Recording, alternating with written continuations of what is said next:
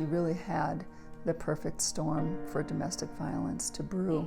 I'm Sue Gembarowski, and I'm a co-director of counseling at Joy House. It's estimated that globally during the pandemic, there was an increase of 25 to 30% of domestic violence cases, and that was globally. In the US, the number was lower, more like 7%. The national hotline, for example, they saw an increase of, I think it was 74% higher number of calls, chats, texts to them.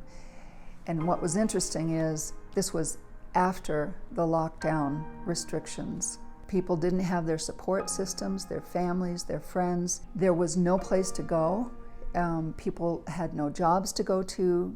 The children were home from school. So we had parents and children all living under one roof, where tensions were high, where all the fear factors that everybody was going through were added to that family situation. The women, primarily women, didn't have opportunities to call for help. They were isolated, but they were isolated with their partners, so they couldn't make the calls. Chats increased and texts increased, but the phone calls themselves didn't until after the lockdown restrictions were lifted, and there was a little more breathing room and they could make the calls.